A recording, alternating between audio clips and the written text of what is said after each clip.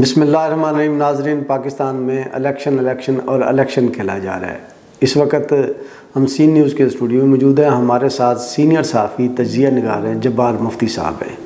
ہم جبار مفتی صاحب سے جانیں گے پاکستان میں الیکشن کی اس وقت صورتحال اور اس کے نتائج دور اندیش کس حد تک دیکھتے ہیں۔ تو السلام علیکم سر۔ جی وعلیکم السلام۔ کیسے ہیں؟ خیریت سے ہیں؟ جی بہت شکریہ جی یاسین صاحب۔ سر سب سے پہلے تو کاغذات نامزدگی ایک ہی پارٹی کے ریجیکٹ کیے گئے ہیں آلموسٹ باقی پارٹیز کے امیدواروں کے، لیکن چند تناسب سے، تو اس بات کو آپ کس طرح دیکھتے ہیں؟ یاسین صاحب، میں صرف پہلے تو یہ عرض کروں کہ میں واقعاتی بات نہیں کر رہا، ایک تاثراتی بات کرنے لگا ہوں۔ جی، تاثراتی بات یہ ہے کہ مجھے یوں لگتا ہے کہ الیکشن کا تو کریا کرم ہو گیا ہے پیدائش سے پہلے۔ اچھا، یہ اب الیکشن مجھے مانوی انداز میں یہ الیکشن ہوتا نظر نہیں آ رہا۔ ہو سکتا ہے پولنگ بھی ہو، کینڈیڈیٹ بھی ہوں، پریزائڈنگ افسر بھی ہوں، گنتیاں بھی ہوں، اناؤنس بھی ہو، ممبرز بھی بن جائیں، اسمبلی بھی بن جائے، لیکن جس کو الیکشن کہا جاتا ہے، جو جمہوریت کا ایک حسن ہے، جمہوریت کا حصہ ہے، اس کے بغیر جمہوریت کا کوئی وجود نہیں، کوئی تصور نہیں، تو اس میں مجھے یہ انتخابات نظر نہیں آ رہے۔ پہلا تو یہ تاثراتی بات ہے۔ جی، اب واقعاتی بات پہ آ جائیں تو جس کی طرف آپ نے اشارہ کیا ہے، تو وہ ایک بڑی ضرب المثل ہے نا کہ گلیاں ہو جان سنجیاں تے وچ مرزا یار پھرے۔ جی جی بالکل۔ تو اب یہ مرزا یار کو پھر سیر سپاٹا کرانا چاہ رہے ہیں، تو وہ اس کے سلسلے میں ہی سارے اقدامات اس طرف جاتے نظر آ رہے ہیں، اشارے اس طرف جاتے نظر آ رہے ہیں۔ تو اس لیے میں پر امید نہیں ہوں کہ یہ کوئی انتخابات ہوں گے ووٹنگ کے باوجود۔ آپ کا مطلب ہے یہ بینڈ باجے، یہ سب جو انتظامات ہیں، یہ مرزا یار کو گھمانے پھرانے اور اس کو سیٹ تک لے جانے تک کے لیے صرف؟ یہ جی بالکل ایسے ہی ہے، لیکن میں اس کو ذرا اور تھوڑا سا آگے کی طرف جب دیکھتا ہوں تو پھر افسوس ہوتا ہے۔ بات یہ ہے کہ ہمارے ملک کا نام ہے اسلامی جمہوریہ پاکستان۔ جی، اس میں جو بھی آئین بنا وہ اسلامی جمہوریہ پاکستان ہی نام رکھا گیا اس کے اندر، سوائے ایوب خان صاحب کا جو 62 کا آئین تھا، اس میں اس کو صرف جمہوریہ پاکستان کہا گیا تھا، تو اس کو بعد میں امینڈ کیا گیا اور نام پھر وہی اسلامی جمہوریہ پاکستان آ گیا۔ جب یہ جمہوریہ پاکستان ہے تو یہاں جمہوریت ہونی چاہیے نا۔ اب دیکھیں، گزشتہ کم از کم نصف صدی میرے آنکھوں کے سامنے ہے۔ ایوب خان صاحب کا جو دور ہے وہ میری ہوش کا دور ہے۔ وہ 58 میں وہ آئے تھے اور انہوں نے 62 میں الیکشن بھی کروایا، بلکہ 64 میں کہنا چاہیے، جو مادر ملت کے خلاف انہوں نے الیکشن لڑا۔ پہلے انہوں نے بلدیاتی نظام دیا، بیڈی سسٹم، اس کے تحت الیکشن پہلے ہوئے 62 میں بھی۔ تو کہنے کا مقصد یہ ہے کہ ہماری ہوش کے دوران تو یہ جمہوریہ نام ہو سکا۔ اب خیال یہ تھا کہ وقت گزرنے کے ساتھ ہم نے تجربات سے سیکھا ہوگا۔ اس دوران میں مارشل لاز آئے، یہ بھی کوئی شک نہیں کہ 32-33 سال تو مارشل لا رہے، یہاں جمہوریت کی پریکٹس ہی نہیں ہوئی۔ اب جب کہ جمہوریت کی پریکٹس بھی ہوئی، اسمبلیاں اپنی مدت بھی پوری کی، اور یہ ایک پارٹی کی وہ کہنا چاہیے پیپلز پارٹی نے 5 سال پورے کیے۔ جی بالکل پورے۔ ابھی یہ پچھلی اسمبلی تھی تو اس نے مدت پوری کی۔ جی بالکل۔ اب اس کو تو اب ٹرین کو پٹڑی پہ آ جانا چاہیے نا، لیکن جمہوریت اس انداز میں نظر نہیں آ رہی۔ اس وقت آپ یہ دیکھیں کہ اس کا نقصان کیا ہے۔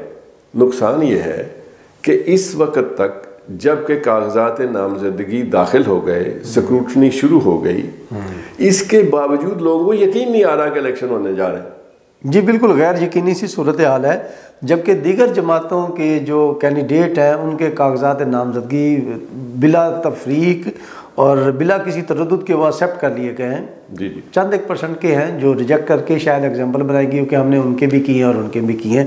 تو ہمارے ساؤتھ پنجاب میں ایک واقعہ پیش آیا ہے گزشتہ رات، جمشید دستی کے گھر پر ایک پولیس کا چھاپا پڑا ہے، جو جس کا جمشید دستی نے ایک اپنی ویڈیو بھی وائرل کی ہے، کسی خفیہ مقام سے بڑے سنگین اور سخت الفاظ میں وہ وائرل کی ہے۔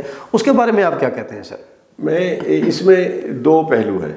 ایک پہلو یہ ہے کہ اس کو واقعاتی طور پہ دیکھا جائے، ایک پہلو یہ ہے کہ خود جمشید دستی صاحب کے ماضی کے حوالے سے اس کو بھی دیکھا جائے، یہ اس کی منظر کشی کیسے بھی۔ افسوسناک بات یہ ہے کہ جمشید دستی صاحب ہمیشہ ہی ایگزیجریٹ کرتے ہیں بات کو، جب بھی وہ گفتگو کرتے ہیں ان کے مزاج میں ہے کہ بات کو بڑھا چڑھا کے بیان کرنا. دوسرا ان کے گفتگو کے انداز میں بدتمیزی اور بد تہذیبی موجود ہے. وہ گالم گلوچ تک آ جاتے ہیں. وہ ایسے ایسے الفاظ استعمال کر لیتے ہیں کہ جو وہ کہتے ہیں نا کہ تلوار کا زخم بھر جاتا ہے، زبان کا زخم نہیں بھرتا. تو جن جن کو زخم آئے ہوتے ہیں ان کی گفتگو سے پھر وہ موقع ملنے پر وہ اس کا سارا بندوبست حساب برابر کرنے کی کوشش کرتے ہیں. مجھے یہ واقعہ بھی اسی انداز کا لگ رہا ہے کہ وہ مطلب منظر عام پر نہیں ہے. کینڈیڈیٹ بھی وہ ہیں، ان کی بیگم میرا خیال ہے اور بھی کسی نے ان کے گھر میں سے کسی نے شاید کاغذات داخل کرائے تھے، وہ بھی ریجیکٹ ہو گئے. جی بالکل. یہ بات جو آپ نے کاغذات کی پہلے کی ہے، پہلے تو اس حوالے سے آپ سے بات کر لوں، وہ یہ ہے کہ یہ تاثر قائم ہو گیا. اصل جیسے پہلے میں نے عرض کیا کہ ایک چیز ہوتی ہے کہ واقعاتی طور پہ کیا ہو رہا ہے، ایک چیز یہ ہوتی ہے کہ تاثر کیا دیا جا رہا ہے. تاثر کی بدقسمتی کی حد تک تاثر خراب ہوا ہے. جمشید دستی صاحب کے معاملے میں بھی اب وہ جہاں بھی ہیں، وہ جب اس طرح کی ان کی ویڈیو آئے گی تو وہ توجہ تو حاصل کرے گی. اور وہ جو انہوں نے بتایا ہے واقعہ وقوع، وہ بہت افسوسناک ہے. ایسا نہیں ہونا چاہیے. چادر و چار دیواری کا تحفظ رہنا چاہیے، احترام رہنا چاہیے. جی بالکل. لیکن یہ بھی بدقسمتی ہے ہماری، اس کو آپ ادارہ جاتی بدقسمتی کہہ لیجئے، کہ جب ہماری ملک میں پولیس جو امن و امان قائم کرنے کی ذمہ دار ہے، جو جرائم پر قابو پانے کی ذمہ دار ہے، جس کو جرائم پیشہ افراد کے خلاف ایکٹیو ہونا چاہیے، اس کو جب سیاستدانوں کے حوالے سے کوئی تھوڑا سا وہ اشارہ ملتا ہے یا کوئی ہدایت ملتی ہے تو وہ پھر حد سے تجاوز کرتے ہیں. وہ شاید ان کا کارکردگی کام کرنے کا انداز ہی یہی ہے. وہ ہم عام شہریوں کو تو اس سے لگتا ہے کہ یہ ظلم ہے، یہ بد تہذیبی ہے، بدماشی ہے. تو یہ نہیں ہونا چاہیے. جمشید دستی صاحب جیسے بھی ہیں، لیکن ان کے گھر کی چادر چار دیواری کا بھی احترام ہونا چاہیے تھا. اور اب بھی اگر اس کو کوئی مداوع ہو سکے تو ان کی شکایت کو انہوں نے جو مخاطب کیا ہے وہ chief justice Pakistan supreme court کو کیا ہے. وہ اگر اس میں کوئی نوٹس لے سکیں، اللہ کرے کہ لے سکیں، اللہ کرے وہ لے سکتے ہوں، تو پھر اگر کچھ ایسا ہو تو پھر اس کی تفتیش ہونی چاہیے کہ یہ کیا واقعہ ہوا ہے. جی بالکل.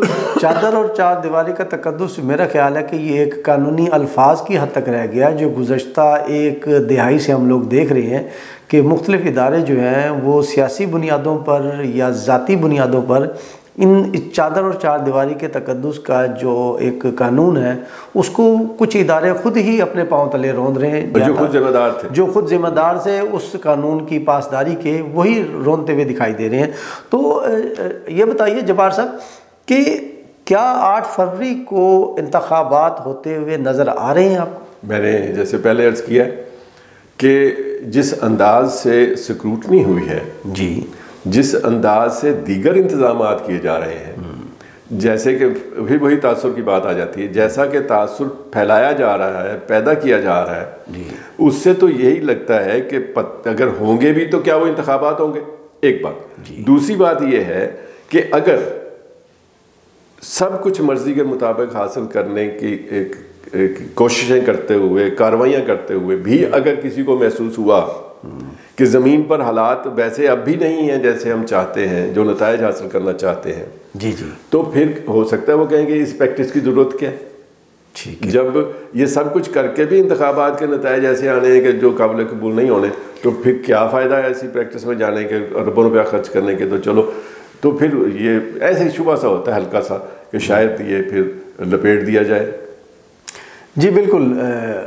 اس قسم کے انتخابات کو شفاف انتخابات کا نام شاید دینا مشکل ہو جائے گا آنے والے دنوں میں. عوام ایسے انتخابات یا ایسے انتخابات کے نتائج کو قبول کرتے ہوئے نظر نہیں آ رہی. یہی تاثر اس وقت عوام میں، ہمارے پاکستانی معاشرے میں پایا جا رہا ہے. ناظرین، جبار مفتی صاحب ہمارے سی نیوز کے چینل پہ حالات حاضرہ کے حوالے سے گفتگو کرتے رہیں گے. کرن سین کے ساتھ آپ کا میزبان یاسین. نیکسٹ پروگرام تک کے لیے ہمیں اجازت دیجیے. پاکستان زندہ باد.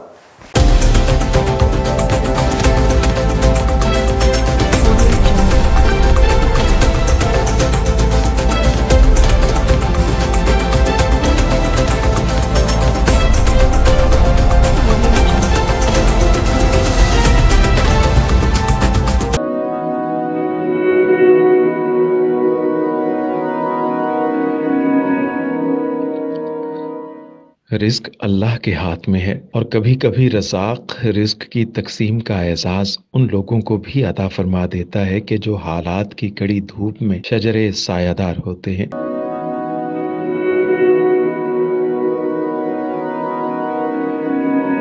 ملتان میں سلطان فاؤنڈیشن کی جانب سے مختلف مقامات پر سینکڑوں افراد کے لیے سلطان دسترخوان سجایا جاتا ہے۔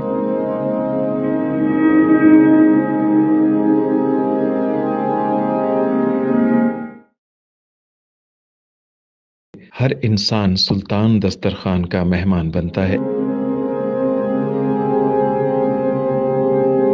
بلا شبہ سلطان فاؤنڈیشن انسانیت کا قابل فخر سرمایہ ہے، اور بھلے ہی ایسے ادارے ہوں یا افراد، وہ غربت و افلاس کے سلگتے صحرا میں احساس کی چھتریاں بنتے ہیں۔